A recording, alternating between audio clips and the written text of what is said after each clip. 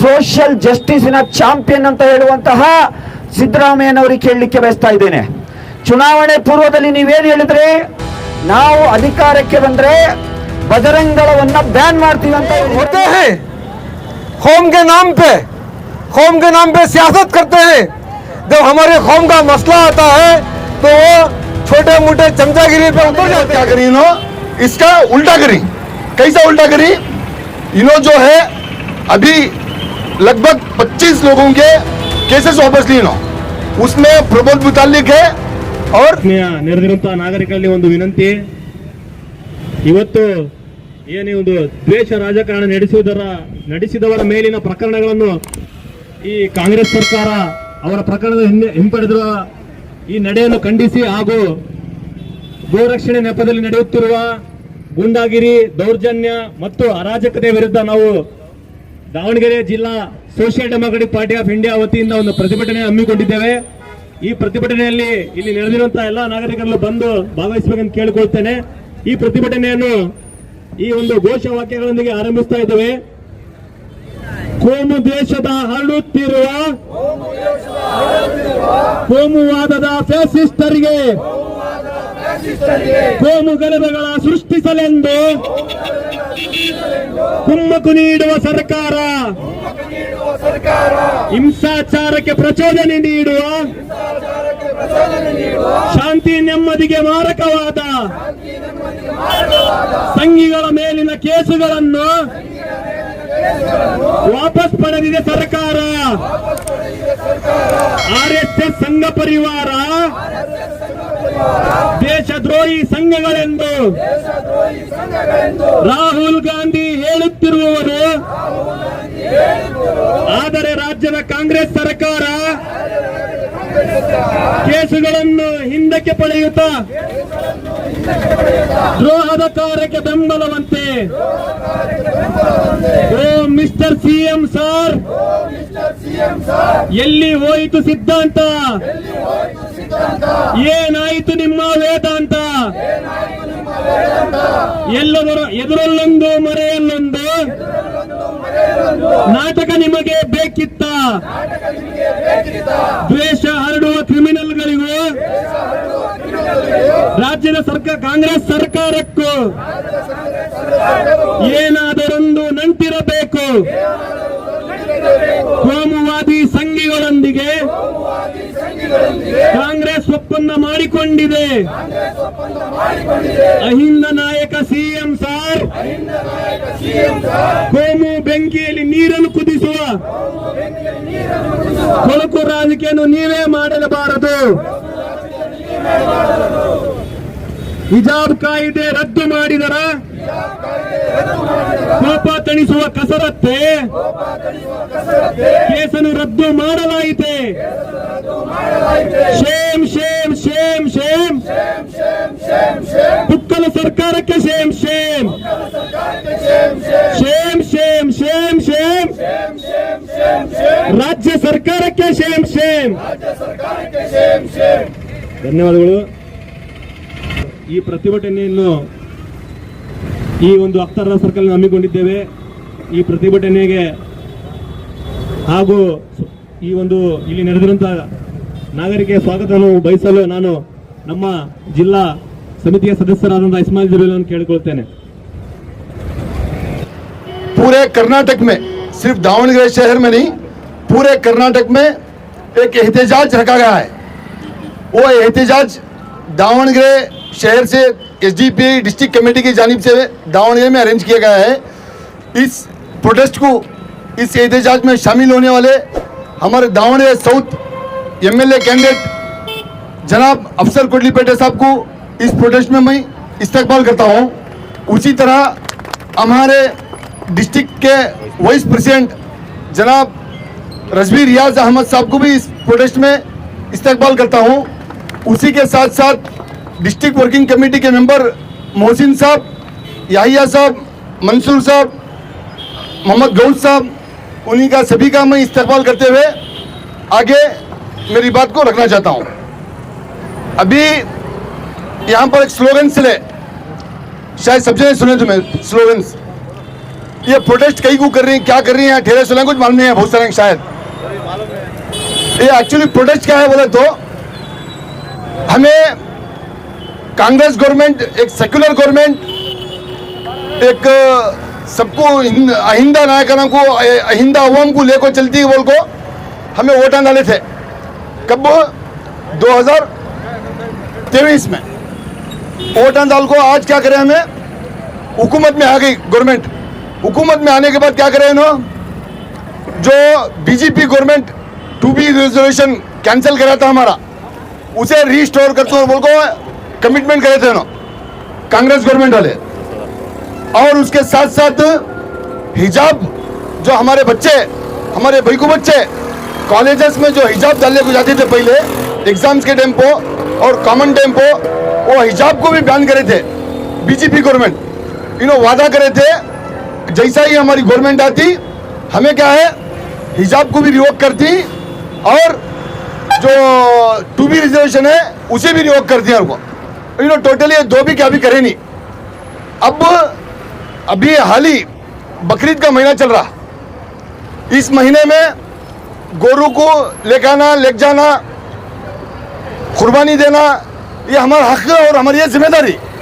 मगर इसके बावजूद क्या हो रहा है यहाँ, जो पुनीत केरेड्डी को नाम सुनिए, हमें पुनीत केरेड्डी और बसवनगौड़ा पटले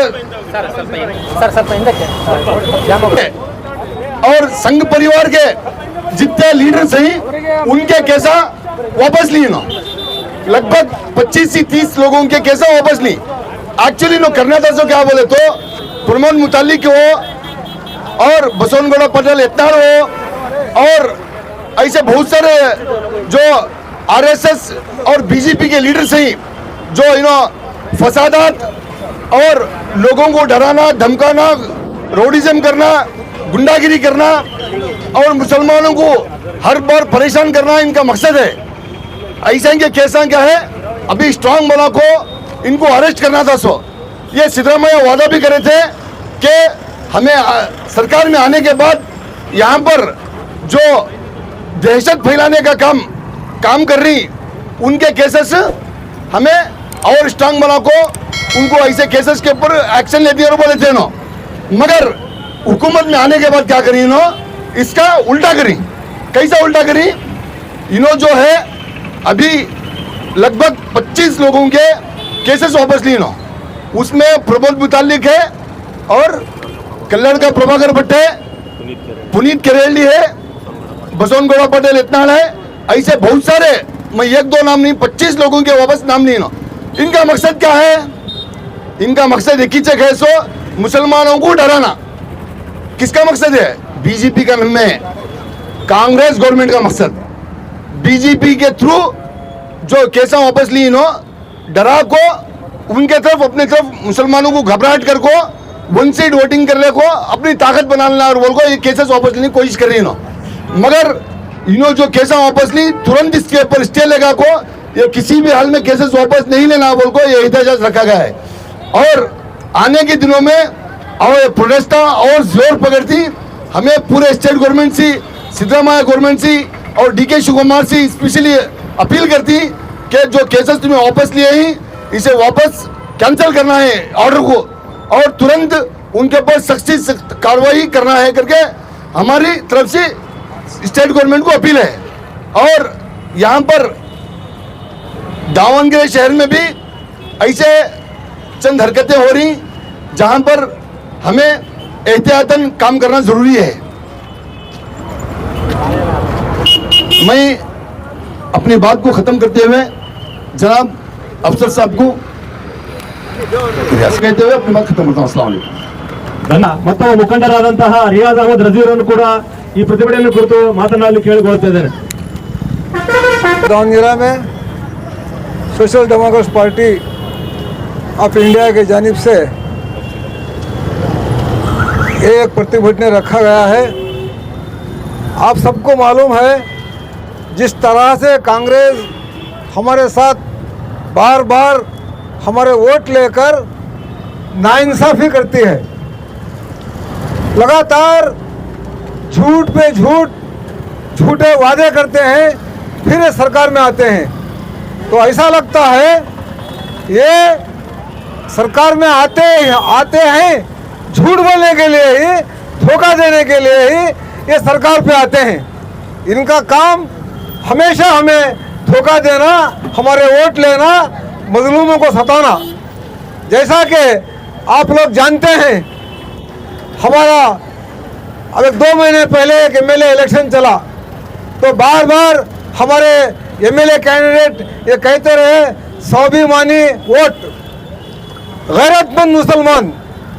तो आज ये बात सबके सामने मौजूद है। तो हमें दावणगेरे में गैरतमंद मुसलमान 85,000 वोट होने के बावजूद भी 19,000 वोट हम लोगों को दिया है। वो कौन है उसका पता भी चल गया है। लेकिन ज़माने दराज से ऐसा ही हमारे ऊपर जुल्म होता रहा। कुछ लोग होते हैं कौम के नाम पे सियासत करते हैं। जब हमारे कौम का मसला आता है तो वो छोटे मोटे चमचागिरी पे उतर जाते हैं। उसका ये नतीजा हमारे सामने मौजूद है। इसमें कांग्रेस के जो लीडर है, एमएलए है, जमीन पर काम करने वाले म्युनिसिपल काउंसलर है, कोई भी सामने नहीं आता। हमारे ऊपर जुल्म पे जुल्म हुआ जाता है, वादा खिलाफी हुआ जाता है, हमें सताया जाता है। ये लोग खामोश रहते हैं।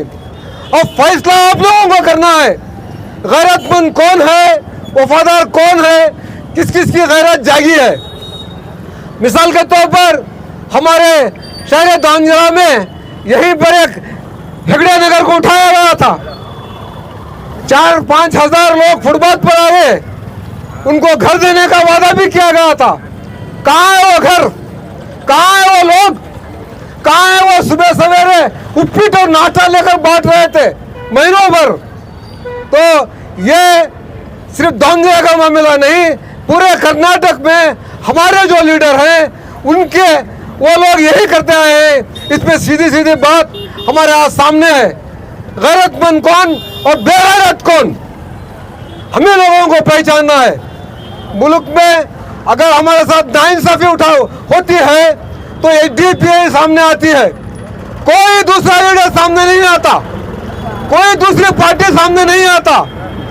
और बीजेपी वालों के दौर में हमारे ऊपर जुल्म हुए, कभी हिजाब का मसला, कभी गाय और बकरीद का मसला, टूरिज्म का मसला।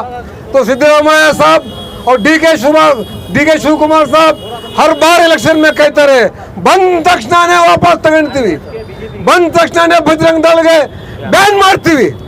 ಮಾಡಿದ್ರೇನ್ರಿ? 2.5 ವರ್ಷ ಆಯ್ತಲ್ಲ, 2.5 ವರ್ಷ ಆದ್ರೂ ಏನ್ ಮಾಡಿದಿರಿ? 3 ವರ್ಷ ಆಗಾಕ್ ಬಂತಲ್ಲ, ಏನ್ ಮಾಡ್ತಾ ಇದ್ದೀರಾ? ಸುಳ್ಳು ಸರ್ಕಾರ ಅಲ್ಲ, ಸುಳ್ಳು ಹೇಳಕ್ಕೆ ಬಂದಿರ್ತೀರಿ ನೀವು. ನೀವು ನ್ಯಾಯ ಕೊಡಕ್ ಬಂದಿಲ್ಲ, ಅನ್ಯಾಯ ಮಾಡಕ್ ಬಂದಿದ್ದೀರಿ ನೀವು.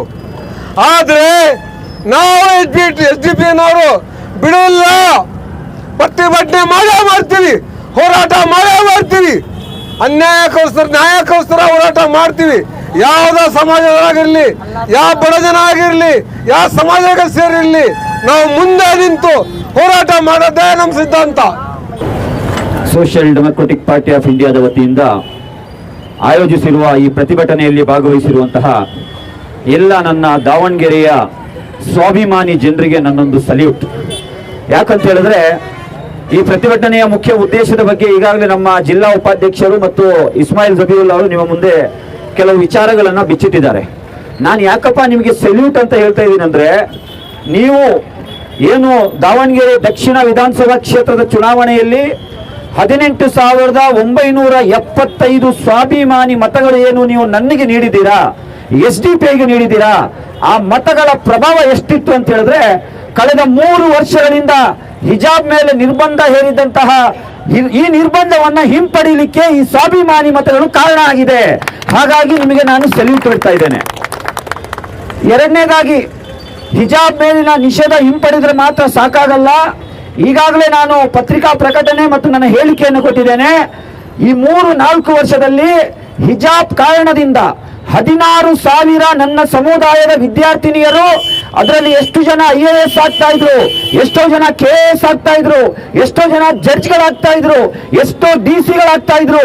ಅವರ ಶಿಕ್ಷಣದ ಮೇಲೆ ದೊಡ್ಡ ಹೊಡೆತ ಬಿದ್ದಿದೆ. ಈ 16,000 ವಿದ್ಯಾರ್ಥಿನಿಯರಿಗೆ ಎಕ್ಸಾಮಿನೇಷನ್ ಬರೀಲಿಕ್ಕೆ ಅವಕಾಶ ಮಾಡಿಕೊಡ್ಬೇಕಂತ ನಾನು ಆಗ್ರಹಿಸ್ತಾ ಇದ್ದೇನೆ. ಅದೇ ಸಂದರ್ಭದಲ್ಲಿ ಈ ವಿದ್ಯಾರ್ಥಿನಿಯರ ಪರವಾಗಿ ಬೀದಿಗಿಳಿದು ಅವರ ಸ್ವಾಭಿಮಾನಕ್ಕಾಗಿ, ಅವರ ಸಾಂವಿಧಾನಿಕ ಹಕ್ಕಿಗಾಗಿ ಹೋರಾಟ ಮಾಡಿದಂತಹ ಈ ದಾವಣಗೆರೆಯ ಮಣ್ಣಿನಲ್ಲೂ ಕೂಡ ಹಲವಾರು ಹೋರಾಟಗಾರರು ಇವತ್ತಿಗೂ ಕೂಡ ಕೋರ್ಟಿಗೆ ಅಲಿತಾ ಇದ್ದಾರೆ. ಅವರ ಮೇಲಿನ ಪ್ರಕರಣಗಳನ್ನು ಕೂಡ ಹಿಂಪಡಿಬೇಕಂತ ಹೇಳಿ ನಾನು ಆಗ್ರಹಿಸ್ತಾ ಇದ್ದೇನೆ. ಎರಡನೇದಾಗಿ, ಕೇವಲ ಹಿಜಾಬ್ ಮೇಲಿನ ನಿರ್ಬಂಧ ಹಿಂಪಡೆದ್ರೆ ನಾವು ಸುಮ್ಮನೆ ಕೂರಲ್ಲ. 2B ರಿಸರ್ವೇಶನ್ ಕೂಡ ನಮ್ಮಿಂದ ಹಿಂಪಡೆದು 4 ವರ್ಷ ಆಗಿದೆ. ಅದು ಕೂಡ ದಾವಣಗೆರೆಯ ಸ್ವಾಭಿಮಾನಿ ಮತದಾರರ, ನಿಮ್ಮ ಸ್ವಾಭಿಮಾನಿ ಮತ ಚಲಾವಣೆಯ ಕಾರಣಕ್ಕೆ ಇನ್ನೊಂದು 6 ತಿಂಗಳವರೆಗೆ ಅದು ಕೂಡ ರಿಸ್ಟೋರ್ ಆಗುತ್ತೆ ಎಂಬಂತ ಭರವಸೆ ನನಗಿದೆ. ಇಲ್ಲ ಅಂದ್ರೆ social democratic party of India ಬಿಡಲ್ಲ. ಮತ್ತೆರಡು ಉಪಚುನಾವಣೆಗಳಿದೆ, ನೆನಪಿರಲಿ ಸಿದ್ದರಾಮಯ್ಯನವರೇ. ಇಲ್ಲೇ ಪಕ್ಕದ ಹಿರಿಯೂರಿನಲ್ಲೂ ಕೂಡ ಉಪಚುನಾವಣೆ ಇದೆ, ಅದೇ ರೀತಿ ಧಾರವಾಡದಲ್ಲಿ ಉಪಚುನಾವಣೆ ಇದೆ. ಅದಕ್ಕಿಂತ ಮುಂಚೆ 2B ರಿಸರ್ವೇಶನ್ ಅನ್ನ ರಿಸ್ಟೋರ್ ಮಾಡಲೇಬೇಕು, ಅದನ್ನ 8% ಏರಿಸಬೇಕು. ಇನ್ನು ಈ ಪ್ರತಿಭಟನೆ ವಿಚಾರದಲ್ಲಿ 2-3 ವಿಚಾರಗಳನ್ನು ಮಾತ್ರ ಹೇಳಿ ನನ್ನ ಮಾತಿಗೆ ನಾನು ವಿರಾಮ ಹಾಕ್ತೇನೆ. ಕಾಂಗ್ರೆಸ್ ಸರ್ಕಾರ ಹೇಳಿದ್ದೇನು ಮಾಡಿದ್ದೇನು, ಈ ಪ್ರಶ್ನೆಯನ್ನ ನಾನು ಮಾಧ್ಯಮದ ಮುಖಾಂತರ ಸೋಷಿಯಲ್ ಜಸ್ಟಿಸಿನ ಚಾಂಪಿಯನ್ ಅಂತ ಹೇಳುವಂತಹ ಸಿದ್ದರಾಮಯ್ಯನವರಿಗೆ ಕೇಳಲಿಕ್ಕೆ ಬಯಸ್ತಾ ಇದ್ದೇನೆ. ಚುನಾವಣೆ ಪೂರ್ವದಲ್ಲಿ ನೀವೇನು ಹೇಳಿದ್ರಿ? ನಾವು ಅಧಿಕಾರಕ್ಕೆ ಬಂದ್ರೆ ಬಜರಂಗಳವನ್ನ ಬ್ಯಾನ್ ಮಾಡ್ತೀವಿ ಅಂತ ಹೇಳಿದ್ರಲ್ವಾ? ಯಾರ ಮಾತಿದು? ಸಿದ್ದರಾಮಯ್ಯನವರ ಮಾತು. ಅದೇ ನಾಲಿಗೆ ಅಲ್ವಾ ಇವತ್ತು ಕೂಡ ನಿಮ್ಮ ಬಾಯಿಯಲ್ಲಿರುವಂತದ್ದು? ನೀವೇ ಅಲ್ವಾ ನುಡಿದಂತೆ ನಡೆದಿದ್ದೇವೆ ಅಂತ ಹೇಳಿ ಕೋಟಿಗಟ್ಟಲೆ ಅಡ್ವರ್ಟೈಸ್ಮೆಂಟ್ ಅನ್ನ ದಿನಪತ್ರಿಕೆಗಳಿಗೆ ನೀಡ್ತಾ ಇರುವಂತದ್ದು? ಎಲ್ಲಿ ನಡೆದಿದ್ದೀರಾ ನೀವು ತೋರಿಸ್ಬೇಕೀಗ. ಎಲ್ಲಿ ನಡೆದಿದ್ದೀರಾ? ಬಜರಂಗ ದಳವನ್ನ ಎಲ್ಲಿ ಬ್ಯಾನ್ ಮಾಡಿದೀಯಾ? ಕರ್ನಾಟಕದಲ್ಲಂತೂ ಬ್ಯಾನ್ ಮಾಡಿಲ್ಲ, ನಾವಂತೂ ನೋಡ್ಲಿಲ್ಲ, ಕೇಳಲಿಲ್ಲ. ಬೇರೆ ಯಾವ್ದಾದ್ರು ಅಮೆರಿಕಾದಲ್ಲಿ ಬ್ಯಾನ್ ಮಾಡಿದ್ರೆ ಗೊತ್ತಿಲ್ಲ ನನಗೆ. ಸಿದ್ದರಾಮಯ್ಯನವರೇ, ನಿಮಗೆ ಕಿಂಚಿತ್ತು ನಾವು ನುಡಿದಂತೆ ನಡೆದಿದ್ದೇವೆ ಅಂತ ಏನಾದ್ರೂ ನಿಮ್ಮಲ್ಲಿ ಮನಸ್ಸಿನಲ್ಲಿ ಭಾವನೆ ಉಳಿದಿದ್ರೆ ಇಮ್ಮಿಡಿಯೇಟ್ಲಿ ಈ ಬಜರಂಗ ದಳವನ್ನ ಬ್ಯಾನ್ ಮಾಡಬೇಕು. ಇದರ ಬದಲಾಗಿ ನೀವೇನ್ ಮಾಡಿದ್ದೀರಾ ಅಂದ್ರೆ, ಅದೇ ಬಜರಂಗ ದಳದ ಗೂಂಡಾಗಳು ಮುಸ್ಲಿಂ ಮೊಹಲ್ಲಾಗಳಿಗೆ ನುಗ್ಗಿ, ದಲಿತ ಕೇರಿಗಳಿಗೆ ನುಗ್ಗಿ, ಮತಾಂತರದ ಹೆಸರಿನಲ್ಲಿ ಕ್ರಿಶ್ಚಿಯನ್ ಚರ್ಚ್ಗಳ ಮೇಲೆ ದಾಳಿ ಮಾಡಿ, ಮುಸಲ್ಮಾನರಿಗೆ ಬಗ್ಗೆ ಅವಹೇಳನಕಾರಿಯಾಗಿ ಕೋಮು ಪ್ರಚೋದನಾಕಾರಿ ಭಾಷಣ ಮಾಡಿರುವಂತಹ ಬಸವನಗೌಡ ಪಾಟೀಲ್ ಯತ್ನಾಳ್, ಚೈತ್ರ ಕುಂದಾಪುರ, ಪ್ರಮೋದ್ ಮುತಾಲಿಕ್ರಂತಹ ಕೋಮು ಕ್ರಿಮಿಗಳ ಕೇಸನ್ನು ವಾಪಸ್ ಪಡೆದಿದ್ದೀರಾ. ಛೇ, ನಿಮಗೆ ನಾಚಿಕೆ ಆಗ್ಬೇಕು, ನಾಚಿಕೆ ಆಗ್ಬೇಕು ಸಿದ್ದರಾಮಯ್ಯನವರೇ. ಏನ್ ಸಂದೇಶವನ್ನು ಕೊಡ್ತಾ ಇದ್ದೀರಾ? ಇಲ್ಲಿ ಪೊಲೀಸ್ ಅಧಿಕಾರಿಗಳಿದ್ದಾರೆ, ಅವರು ಹಗಲು ರಾತ್ರಿ ಏನದೆ ಅವರ ಮನೆ, ಮಠ, ಅವರ ಸಮಾರಂಭ ಎಲ್ಲವನ್ನು ಬಿಟ್ಟು ನಮ್ಮ ರಕ್ಷಣೆಗಾಗಿ ಡ್ಯೂಟಿ ಮಾಡ್ತಾ ಇದ್ದಾರೆ. ಅವರು ಅವರ ಮೇಲೆ ಕೇಸ್ ಹಾಕಿದಾಗ ಅವರ ನೈತಿಕ ಸ್ಥೈರ್ಯವನ್ನು ಕುಗ್ಗಿಸುವಂತ ಕೆಲಸ ನೀವು ಮಾಡ್ತಾ ಇದ್ದೀರಾ. ಹಾಗಾದ್ರೆ ಪೊಲೀಸ್ ಇಲಾಖೆ ಹಾಕ್ಬೇಕು, ನ್ಯಾಯಾಂಗ ಇಲಾಖೆ ಆಗಬೇಕು. ನೀವೇ ಕೇಸನ್ನ ಹಿಂಪಡೆಯೋದಾದ್ರೆ ಏನು ಇಲ್ಲಿರುವಂತಹ ಪೊಲೀಸ್ ಇಲಾಖೆಯನ್ನ ಬಂದ್ ಮಾಡ್ತೀರಾ ನಾಳೆಯಿಂದ? ಏನ್ ಸಂದೇಶವನ್ನು ಕೊಡ್ತಾ ಇದ್ದೀರಾ ನೀವು? ಯಾವ ರೀತಿಯ ಡ್ಯೂಟಿ ಮಾಡಬೇಕು? ನಾಳೆ ಯಾರೋ ಒಬ್ಬ ಬಜರಂಗ ದಳದ ಗೂಂಡ ಕೋಮು ವಿಷಕಾರಿ ದ್ವೇಷ ಭಾಷೆಯನ್ನು ಮಾಡಿದಾಗ ಯಾವ ರೀತಿಯಲ್ಲಿ ಪೊಲೀಸ್ನವರು FIR ಅನ್ನು ಮಾಡ್ತಾರೆ? ನೀವು ಅದನ್ನು ವಾಪಸ್ ಪಡೀಲಿಕ್ಕೆ ಯಾರು ಅಧಿಕಾರ ಕೊಟ್ಟರು ನಿಮಗೆ? ಯಾರು ಈ ದೇಶದಲ್ಲಿ, ಈ ರಾಜ್ಯದಲ್ಲಿ ಕೋಮು ವಿದ್ವೇಷವನ್ನ ಹರಡ್ತಾರೆ ಅವರ ವಿರುದ್ಧ ಆಕ್ಷನ್ ತಗೋಬೇಕಾಗಿರುವಂತದ್ದು ಈ ನೆಲದ ಕಾನೂನು. ಈ ನೆಲದ ಕಾನೂನನ್ನ ಗೌರವಿಸಬೇಕಾಗಿರುವಂತದ್ದು ಇಲ್ಲಿರುವಂತಹ ಆಡಳಿತ ಪಕ್ಷದ ಜವಾಬ್ದಾರಿ. ಹಾಗಾಗಿ ಅವರ ವಿರುದ್ಧ ಯಾವ ಪ್ರಕರಣಗಳನ್ನು ಹಿಂಪಡೆದಿದ್ದೀರಾ ಅದನ್ನ ತತ್ಕ್ಷಣ ಕೈ ಬಿಡಬೇಕು ಅಂತ ಹೇಳಿ ಇವತ್ತಿನ ಪ್ರತಿಭಟನೆಯ ಮುಖಾಂತರ ನಾವು ಆಗ್ರಹ ಮಾಡ್ತಾ ಇದ್ದೇವೆ. ಎರಡನೇದಾಗಿ, ವಾಟಾಳ್ ನಾಗರಾಜ್ ಅವರ ಪ್ರಕರಣವನ್ನ ಹಿಂಪಡೆದಿದ್ದಾರೆ. ಅದನ್ನು ನಾನು ಸ್ವಾಗತಿಸ್ತೇನೆ, ಮುಕ್ತವಾಗಿ ಸ್ವಾಗತಿಸ್ತೇನೆ. ಯಾಕೆ ಗೊತ್ತಾ? ವಾಟಾಳ್ ನಾಗರಾಜ್ ನನ್ನ ಹೋರಾಟದ ಗುರುಗಳು. ಈ ರಾಜ್ಯದ ಅಸ್ಮಿತತೆ, ಈ ರಾಜ್ಯದ ನಾಡು, ನುಡಿ, ನೆಲ, ಜಲ, ಗಡಿಯ ಬಗ್ಗೆ ಅವರೊಂದಿಗೂ ಕೂಡ ನಾನು ಹೋರಾಟ ಮಾಡಿ ಅರೆಸ್ಟ್ ಆಗಿದ್ದೇನೆ. ಅವರ ಕೇಸನ್ನ ವಾಪಸ್ ಪಡೆದ್ರೆ ಅದು ನನಗೆ ಹೆಮ್ಮೆ ಇದೆ. ಯಾಕಂದ್ರೆ ಅವ್ರು ಯಾವತ್ತೂ ಹಿಂದೂ ಮುಸಲ್ಮಾನರ ನಡುವೆ ಕೋಮು ವಿಷ ಬೀಜವನ್ನ ಬಿತ್ತಲಿಲ್ಲ. ಈ ರಾಜ್ಯದ ಅಸ್ಮಿತತೆಗಾಗಿ, ಕನ್ನಡದ ಭಾಷೆಗಾಗಿ, ಇಲ್ಲಿಯ ಸಂಸ್ಕೃತಿಗಾಗಿ ಹೋರಾಟ ಮಾಡಿದ್ದಾರೆ. ಅದೇ ರೀತಿ ರಾಜ್ಯ ರೈತ ಸಂಘದ ನಮ್ಮ ಅನ್ನದಾತರ ಕೇಸನ್ನ ವಾಪಸ್ ಪಡೆದಿದ್ದೀರಾ, ಅದನ್ನು ಕೂಡ ನಾನು SDP ಸ್ವಾಗತಿಸ್ತದೆ. ಅವರ ಜೊತೆಯಲ್ಲಿ ಈ ಕೋಮು ಕ್ರಿಮಿಗಳ ಕೇಸನ್ನ ಯಾವತ್ತೂ ಕೂಡ ವಾಪಸ್ ಪಡಿಬಾರ್ದು ಅಂತ ಆಗ್ರಹಿಸ್ತದೆ. ಎರಡನೇ ವಿಚಾರ, ಇವತ್ತು ರಾಜ್ಯದಲ್ಲಿ ಬಕ್ರೀದ್ ಹಬ್ಬದ ಸಂದರ್ಭ, ಮುಸಲ್ಮಾನರ ಪವಿತ್ರ ಹಬ್ಬ ಇದು. ವರ್ಷಕ್ಕೊಮ್ಮೆ ನಾವು ಈ ಹಬ್ಬದಲ್ಲಿ ಬಲಿಯನ್ನ ಕೊಡುವಂಥದ್ದು ತಲೆತಲಾಂತರಗಳಿಂದ ನಮ್ಮ ಸಂಪ್ರದಾಯ ನಡೀತಾ ಬರ್ತಾ ಇದೆ. ಇದುವರೆಗೆ ಕಾಂಗ್ರೆಸ್ ಸರ್ಕಾರ ಅಧಿಕಾರಕ್ಕೆ ಬರುವವರೆಗೆ ಯಾವುದೇ ತೊಂದರೆ ತೊಡಕುಗಳು ನಮಗಿರಲಿಲ್ಲ. ಇವತ್ತು ಜಾನುವಾರು ಪ್ರತಿಬಂಧಕ ಕಾಯ್ದೆ ಅಂತ ಹೇಳಿ ಬಿಜೆಪಿ ಸರ್ಕಾರ ಯಡಿಯೂರಪ್ಪನವರ ಅವಧಿಯಲ್ಲಿ ಒಂದು ಕಾಯ್ದೆಯನ್ನು ಜಾರಿಗೆ ತಂದಿತ್ತು. ಆ ಕಾಯ್ದೆ ಏನು ಹೇಳುತ್ತೆ ಅಂತ ಹೇಳಿದ್ರೆ, 13 ವರ್ಷಕ್ಕಿಂತ ಮೇಲ್ಪಟ್ಟಂತಹ, ಕೃಷಿಗೆ ಯೋಗ್ಯವಲ್ಲದಂತಹ, ಯಾವುದೇ ವ್ಯವಸಾಯಕ್ಕೆ ಉಪಯೋಗವಿಲ್ಲದಂತಹ ಯಾವುದೇ ಜಾನುವಾರುಗಳನ್ನ ಮಾರಾಟ ಮಾಡಲಿಕ್ಕೆ ಯಾವುದೇ ನಿರ್ಬಂಧ ಆ ಕಾಯ್ದೆಯಲ್ಲೂ ಇಲ್ಲ. ಇದು ಕಾನೂನು, ನಾನು ಹೇಳ್ತಾ ಇರುವಂತದ್ದು. ಇವತ್ತು ಒಬ್ಬ ಕೊಲೆಯ ಆರೋಪಿ, ರಾಮನಗರದ ಇದ್ರೀಸಿನ ಕೊಲೆಯ A1 ಆರೋಪಿ, ಒಬ್ಬ ಪಿಂಪ್ ಪುನೀತ್ ಕೆರೆಹಳ್ಳಿ ಮುಸ್ಲಿಂ ಮೊಹಲ್ಲಾಗಳಿಗೆ ನುಗ್ಗಿ ನಮ್ಮ ಮನೆಗಳಲ್ಲಿ, ನಮ್ಮ ಮೊಹಲ್ಲಾಗಳಲ್ಲಿ ಈ ಜಾನುವಾರ ಏನು ನಮ್ಮ ಬಲಿಗೆ ತಂದಿರುವಂತಹ ಜಾನುವಾರುಗಳನ್ನ ಹಿಡಿಯುವಂತಹ, ಅದನ್ನ ಲೈವ್ ಟೆಲಿಕಾಸ್ಟ್ ಮಾಡುವಂತಹ ಕೃತ್ಯವನ್ನ ಮಾಡ್ತಾ ಇರಬೇಕಾದ್ರೆ ಅವರಿಗೆ ಯಾರು ಅಧಿಕಾರ ಕೊಟ್ಟಿದ್ದು? ಈ ರಾಜ್ಯದ ಪೊಲೀಸ್ ಮಹಾನಿರ್ದೇಶಕರಲ್ಲಿ ನಾನು ಕೇಳ್ತಾ ಇದ್ದೇನೆ, ಸಲೀಂ ಅಹಮದ್ ರವರೇ, ಈ ರಾಜ್ಯದ ಪೊಲೀಸ್ ಮಹಾನಿರ್ದೇಶಕರೇ, ಪೊಲೀಸ್ ಇಲಾಖೆಯ ಜವಾಬ್ದಾರಿಯನ್ನ ಪುನೀತ್ ಕೆರೆಹಳ್ಳಿಗೆ ನೀವು ಯಾವಾಗ ಟ್ರಾನ್ಸ್ಫರ್ ಮಾಡಿದ್ದೀರಾ? ನಮಗೆ ಆ ನೋಟಿಫಿಕೇಶನ್ ಅನ್ನ ಕೊಡಿ. ಯಾರು ಇವನು? ಇವನೊಬ್ಬ ಗೂಂಡ, ಇವನೊಬ್ಬ ಪಿಂಪ್, ಇವನೊಬ್ಬ ಕೊಲೆಗಾರ. ಇವನಿಗೆ ಮುಸ್ಲಿಂ ಮೊಹಲ್ಲಾಗಳಿಗೆ ನುಗ್ಲಿಕ್ಕೆ ಅಧಿಕಾರ ಕೊಟ್ಟಿದ್ಯಾರು? ಹಾಗಾಗಿ ಇಮಿಡಿಯೇಟ್ಲಿ ಇವನ ವಿರುದ್ಧ ಆಕ್ಷನ್ ಅನ್ನು ತಗೊಳ್ಬೇಕು. ಅದೇ ರೀತಿ ಜಾನುವಾರುಗಳನ್ನ ಬಲಿ ಕೊಡ್ಲಿಕ್ಕೆ ನಮ್ಮ ಮುಸ್ಲಿಂ ಸಹೋದರರು ಮಾತ್ರ ಅಲ್ಲ ಸ್ವಾಮಿ, ಕೇವಲ ಬಕ್ರೀದಲ್ಲಿ ಮಾತ್ರ ಬಲಿ ಕೊಡೋದಲ್ಲ. ಈ ದೇಶದಲ್ಲಿ ನರೇಂದ್ರ ಮೋದಿ ನೇತೃತ್ವದ ಒಕ್ಕೂಟ ಸರ್ಕಾರ, ಬಿಜೆಪಿ ಸರ್ಕಾರ ಒಂದು ವರ್ಷಕ್ಕೆ ಸುಮಾರು 35,000 ಕೋಟಿ ರೂಪಾಯಿಯ ಗೋಮಾಂಸವನ್ನ ರಫ್ತು ಮಾಡ್ತಾ ಇದೆ. ನಿಮಗೆ ತಾಕತ್ತಿಲ್ವೇ? ನಿಮಗೆ ದಮ್ಮಿದ್ರೆ ಬಿಜೆಪಿಯ ಪುನೀತ್ ಕೆರೆಹಳ್ಳಿ, ಬಜರಂಗ ದಳ, RSS ನವರಿಗೆ ನಾನು ಓಪನ್ ಚಾಲೆಂಜ್ ಆಗ್ತೇನೆ. ನಿಮಗೆ ದಮ್ಮಿದ್ರೆ ಆ ಕೇಂದ್ರ ಸರ್ಕಾರ ರಫ್ತು ಮಾಡ್ತಾ ಇರುವಂತ ಆ ಗೋಮಾಂಸದ ರಫ್ತನ್ನ ಮೊದಲು ತಡೀರಿ, ಆಮೇಲೆ ನಮ್ಮ ಮೊಹಲ್ಲಾಗಿ ಬನ್ನಿ. ನೀವು ಆಮೇಲೆ ಬನ್ನಿ. ಇಲ್ಲಿ ಒಂದು ವರ್ಷಕ್ಕೊಮ್ಮೆ ಬಲಿಗೆ ಕೊಡ್ಲಿಕ್ಕೆ ತಂದಂತಹ, ಹಣ ಕೊಟ್ಟು ರೈತರಿಂದ ಖರೀದಿ ಮಾಡಿ ತಂದಂತಹ ಗೋವನ್ನ ಹಿಡಿಯೋದಲ್ಲ. ನಿಮಗೆ ತಾಕತ್ತಿದ್ರೆ ವರ್ಷಕ್ಕೆ 35,000ದಿಂದ 40,000 ಕೋಟಿ ರೂಪಾಯಿಯ ವ್ಯವಹಾರ ನಡೀತಾ ಇದೆ ರಫ್ತಿನಿಂದ. ಅದನ್ನ ತಡೀಲಿಕ್ಕೆ ತಾಕತ್ತಿದೆಯಾ ನಿಮಗೆ? ಆ ತಾಕತ್ತಿಲ್ಲ. ಇದೆಲ್ಲ ಗೋಸುಂಬೆ ರಾಜಕಾರಣ ಅಂತ ಹೇಳ್ತಾರೆ. ಮತ್ತೆ ಇತಿಹಾಸವನ್ನ ತಿಳ್ಕೊಳ್ಳಿ. ಇತಿಹಾಸ ನಿಮಗೆ ಗೊತ್ತಿಲ್ಲ ಅಂದ್ರೆ ನಾವು ಕಲಿಸ್ಕೊಳ್ತೇವೆ. ತಲೆತಲಾಂತರಗಳಿಂದ ಹಿಂದೂ ಧರ್ಮದಲ್ಲೂ ಕೂಡ ಪ್ರಾಣಿ ಬಲಿ ಇದೆ. ಋಗ್ವೇದ ಒಮ್ಮೆ ಓದ್ ನೋಡಿ, ಋಗ್ವೇದ. ಅದೇ ರೀತಿ ಋಗ್ವೇದದಲ್ಲಿ ಉಲ್ಲೇಖವಾಗಿದೆ, ದೊಡ್ಡ ದೊಡ್ಡ ಮಹಾಯಾಗಗಳನ್ನು ಮಾಡಬೇಕಾದ್ರೆ ಗೋವನ್ನ ಆ ಯಾಗದಲ್ಲಿ, ಆ ಹೋಮದಲ್ಲಿ ಬಲಿ ಕೊಡುವಂಥದ್ದು ಹಿಂದೂ ಧರ್ಮದ ಪದ್ಧತಿ, ಮುಸಲ್ಮಾನ್ ಧರ್ಮದ ಪದ್ಧತಿ ಅಲ್ಲ. ಈ ಎಲ್ಲ ಋಗ್ವೇದ ಇರ್ಬೋದು, ಅಥರ್ವೇದ ಇರ್ಬೋದು, ಸಾಮವೇದ ಇರ್ಬೋದು, ಅದನ್ನ ಸ್ಟಡಿ ಮಾಡಿ ನೋಡಿ, ಅಲ್ಲೂ ಕೂಡ ಗೋ ಬಲಿ ಇತ್ತು. ಇವತ್ತು ಮುಸಲ್ಮಾನರ ಬಗ್ಗೆ ಮಾತಾಡ್ತಿರಲ್ಲ, ಅದೇ ರೀತಿ ಇವತ್ತು ಕೂಡ ಪಶ್ಚಿಮ ಬಂಗಾಳ, ಮಹಾರಾಷ್ಟ್ರ, ಕರ್ನಾಟಕ ಭಾಗದಲ್ಲಿ ಎಷ್ಟೋ ಹಿಂದೂ ಜಾತ್ರೆಗಳಲ್ಲಿ ಇವತ್ತಿಗೂ ಕೂಡ ಕೋಣಗಳನ್ನು ಬಲಿ ಕೊಡ್ತಾ ಇದ್ದಾರೆ. ಅವ್ರು ಯಾರು ಮುಸಲ್ಮಾನರಲ್ಲ. ಅದು ಈ ದೇಶದ ವೈವಿಧ್ಯತೆ, ಈ ದೇಶದ ಪದ್ಧತಿಗಳು. ಇಲ್ಲಿರುವಂತ ಎಲ್ಲಾ ವರ್ಗದ ಜನರಿಗೂ ಕೂಡ ಅವರ ಆಚರಣೆ ಮಾಡಲಿಕ್ಕೆ ಬಾಬಾ ಸಾಹೇಬ್ ಅಂಬೇಡ್ಕರ್ ಅವರ ಸಂವಿಧಾನ ನಮಗೆ ಅವಕಾಶ ಕೊಟ್ಟಿದೆ. ಬೇರೆ ಯಾವ ದೊಣ್ಣೆ ನಾಯಕನ ಪರ್ಮಿಷನ್ ನಮಗೆ ಬೇಕಾಗಿಲ್ಲ. ಯಾಕಂದ್ರೆ ಈ ದೇಶ ಸಂವಿಧಾನದ ಆಧಾರದಲ್ಲಿ ನಡಿಬೇಕೆ ಹೊರತು ಯಾವುದೋ ಬಜರಂಗ ದಳ, RSS, ಬಿಜೆಪಿಯವರ ನೇತೃತ್ವದಲ್ಲಿ ಏನು ಸರ್ಕ್ಯುಲರ್ಗಳು ಜಾರಿ ಆಗ್ತವೆ ಅದರ ಆಧಾರದಲ್ಲಿ ನಡಿಬಾರದು. ಹಾಗಾಗಿ ಇವತ್ತಿನ ಪ್ರತಿಭಟನೆಯಲ್ಲಿ ಈ ಗೋ ರಕ್ಷಣೆಯ ನೆಪದಲ್ಲಿ ಗೋಮುಖ ವ್ಯಾಘ್ರತನ ಪ್ರದರ್ಶಿಸುವಂತಹ ಈ ಗೋ ಭಯೋತ್ಪಾದಕರಿಗೆ ಒಂದು ಸಲಹೆಯನ್ನು ಕೊಡ್ತಾ ಇದ್ದೇನೆ. ಒಂದು ವೇಳೆ ಮಾರ್ಕೆಟ್ನಲ್ಲಿ ಈ ದೇಶದ, ಈ ರಾಜ್ಯದ ರೈತರು ಕೃಷಿಗೆ ಯೋಗ್ಯವಲ್ಲದ ಗೊಡ್ಡು ದನಗಳನ್ನ ಅಥವಾ ಕೃಷಿಗೆ ಬಳಕೆಯಾಗದ ದನಗಳನ್ನ ಮಾರ್ಕೆಟ್ನಲ್ಲಿ ತಂದು ಮಾರಾಟ ಮಾಡಬೇಕಾದ್ರೆ ಅದನ್ನ ಮುಸಲ್ಮಾನರು ಖರೀದಿ ಮಾಡಬಾರ್ದು ಎನ್ನುವುದೇ ನಿಮ್ಮ ಉದ್ದೇಶ ಆದ್ರೆ 1 ಕಿಲೋ ಸಗಣಿಗೆ 5,000 ರೂಪಾಯಿ ನೀವು ಇನ್ಸೆಂಟಿವ್ ಅನ್ನ ಕೊಡಿ. ರೈತರು ಯಾಕೆ ಮಾಡ್ತಾರೆ? ಯಾಕಂದ್ರೆ ಒಂದು ದನವನ್ನ ಸಾಕ್ಲಿಕ್ಕೆ ಒಬ್ಬ ರೈತನಿಗೆ ದಿನಕ್ಕೆ 200 ರೂಪಾಯಿ ಬೇಕು ಸ್ವಾಮಿ.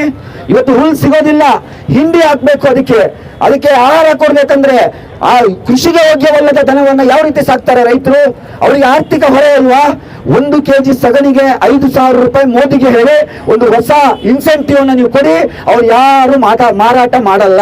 ಅವ್ರು ಮಾರಾಟ ಮಾಡ್ಲಿಲ್ಲ ಅಂದ್ರೆ ಯಾರು ಖರೀದಿ ಕೂಡ ಮಾಡಲ್ಲ. ಮಾಡ್ಲಿಕ್ಕಾಗುತ್ತಾ ನಿಮಗೆ ಚಾಲೆಂಜ್ ಆಗ್ತಾ ಇದ್ದೇನೆ. ದಮ್ಮಿದ್ರೆ ಇದನ್ನ ಮಾಡಿ. ಮುಸಲ್ಮಾನರಿಗೆ ಬಲಿ ಕೊಡ್ಲಿಕ್ಕೆ ಏನು ಗೋಗಳೇ ಬೇಕಾಗಿಲ್ಲ, ಎಮ್ಮೆನೆ ಬೇಕಾಗಿಲ್ಲ, ಕೋಣನೆ ಬೇಕಾಗಿಲ್ಲ. ನಮಗೆ ಕುರಿಗಳನ್ನು ಬಲಿ ಕೊಡ್ಬೋದು, ನಮ್ಮ ಧರ್ಮದಲ್ಲಿ ಅವಕಾಶ ಇದೆ. ಆದ್ರೆ ಈ ರೈತರ ಮೇಲೆ ಆರ್ಥಿಕ ಹೊರೆಯಾಗಿರುವಂತಹ ಈ ಗೊಡ್ಡು ದನಗಳನ್ನ ಯಾವ ರೀತಿ ಅವ್ರು ನಿರ್ವಹಣೆ ಮಾಡಬೇಕು, ಇದಕ್ಕೊಂದು ಪಾಲಿಸಿಯನ್ನ ನೀವು ಮೇಕ್ ಮಾಡಿ. ನೀವೇ ಅಲ್ವಾ ಒಕ್ಕೂಟ ಸರ್ಕಾರದ ಸೆಂಟ್ರಲ್ ಅಲ್ಲಿ ಇರುವಂತದ್ದು, ರಾಷ್ಟ್ರೀಯವಾಗಿ ಜಾರಿಗೆ ಬರಲಿ. ಮತ್ತೊಂದು ಹೆಜ್ಜೆ ಮುಂದೆ ಹೋಗಿ ಕೆಲವು ಧಾರ್ಮಿಕ ಉರುಮಾಗಳು ಒಂದು ಫತ್ವವನ್ನ ಕೂಡ ಕೊಟ್ಟಿದ್ದಾರೆ. ಏನಂದ್ರೆ ಈ ನಮ್ಮ ಬಕ್ರೀದ್ ಹಬ್ಬದಲ್ಲಿ ಯಾರು ಗೋವುಗಳನ್ನ ಖರೀದಿ ಮಾಡಬೇಡಿ, ಬದಲಾಗಿ ಈ ಗೋವನ್ನ ರಾಷ್ಟ್ರೀಯ ಪ್ರಾಣಿಯಾಗಿ ಡಿಕ್ಲೇರ್ ಮಾಡಲಿ ಅಂತ ಹೇಳಿ ಕೂಡ ಹೇಳಿದ್ದಾರೆ. ಏನಾಗುತ್ತೆ ರಾಷ್ಟ್ರೀಯ ಪ್ರಾಣಿಯಾಗಿ ಡಿಕ್ಲೇರ್ ಮಾಡಿದ್ರೆ ನರೇಂದ್ರ ಮೋದಿ A1 ಆರೋಪಿ ಆಗ್ತಾರೆ. ಮೊದಲಾಗಿ ಜೈಲಿಗೆ ಹೋಗೋದು ಯಾರು? ನರೇಂದ್ರ ಮೋದಿ. ಯಾಕೆ ಗೊತ್ತಾ? ವರ್ಷಕ್ಕೆ 35,000 ಕೋಟಿ ರೂಪಾಯಿ ವ್ಯವಹಾರ ಏನ್ ನಡೆಸ್ತಾ ಇದ್ದಾರಲ್ಲ, ಅದರ ಪಾಲು ಒಕ್ಕೂಟ ಸರ್ಕಾರದ ತೆರಿಗೆ ಹಣದಲ್ಲಿ ಖಜಾನೆಗೂ ಹಣ ಸೇರ್ತಾ ಇದೆ.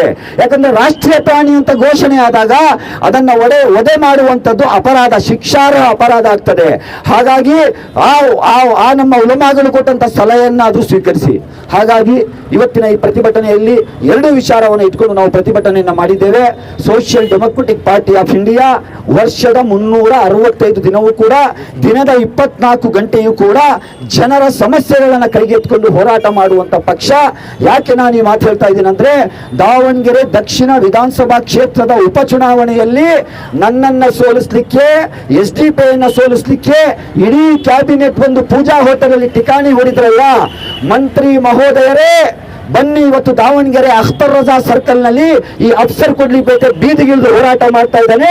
ನಿಮಗೆ ತಾಕತ್ತಿದ್ರೆ ಬಂದು ಒಂದು ಪ್ರತಿಭಟನೆ ಮಾಡಿ, ನೀವು ಪ್ರತಿಭಟನೆ ಮಾಡಿ. ನಿಮಗೆ ದಮ್ಮಿದ್ರೆ ಕೇವಲ ಚುನಾವಣೆಯಲ್ಲಿ ಬಂದು ಭಾಷಣ ಮಾಡೋದಲ್ಲ ಸ್ವಾಮಿ. ಜನರು ಸಂಕಷ್ಟ ಎದುರಿಸ್ತಾ ಇದ್ದಾರೆ, ಬನ್ನಿ ಜನರ ಸಂಕಷ್ಟಕ್ಕೆ ಸ್ಪಂದಿಸಿ. ನಿಮಗೆ ದಮ್ಮಿಲ್ಲ, ನಿಮಗೆ ತಾಕತ್ತಿಲ್ಲ ಅಂತ ನೀವು ಪ್ರೂವ್ ಮಾಡಬೇಕು. ನೀವು ಬರಲಿಲ್ಲ ಅಂತ ಹೇಳಿದ್ರೆ ನಾನು ಎಲ್ಲಾ ಪಕ್ಷಗಳಿಗೂ ಸಲಹೆ ಕೊಡ್ತಾ ಇದ್ದೇನೆ, ನೀವು ವೋಟ್ ಕೇಳಲಿಕ್ಕೆ ಮಾತ್ರ ಬರುವುದಲ್ಲ, ಜನರು ಸಮಸ್ಯೆಯಲ್ಲಿದ್ದಾಗ, ಸಂಕಷ್ಟದಲ್ಲಿದ್ದಾಗ ಅವರ ಪರವಾಗಿ ಧ್ವನಿ ಎತ್ತುವುದು ನಿಮ್ಮ ಜವಾಬ್ದಾರಿ.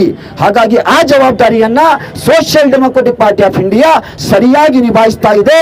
ಈ ಸಮಸ್ಯೆ ಮಾತ್ರ ಅಲ್ಲ, ನಾಳೆ ಯಾವುದೇ ಸಮಸ್ಯೆಗಳು ಎದುರಾದ್ರೂ ಕೂಡ ನಾವು ನಿಮ್ಮೊಂದಿಗಿದ್ದೇವೆ. ನಾವು ಸೋತಿರ್ಬೋದು ಚುನಾವಣೆಯಲ್ಲಿ, ಆದರೆ ಸತ್ತಿಲ್ಲ. ನಾವು ಜನರ ಕೆಲಸ ಮಾಡಲಿಕ್ಕೆ ಇವತ್ತು ಜೀವಂತವಾಗಿದ್ದೇವೆ, ನಿಮ್ಮ ಪರವಾಗಿ ಹೋರಾಟ ಮಾಡ್ತೇವೆ ಎಂಬಂತಹ ಸಂದೇಶವನ್ನು ನೀಡ್ತಾ ನನ್ನ ಮಾತಿಗೆ ವಿರಾಮ ಹಾಕ್ತೇನೆ. ಸಿಎಂ ಸಾಹೇಬರಿಗೆ ಧಿಕ್ಕಾರ,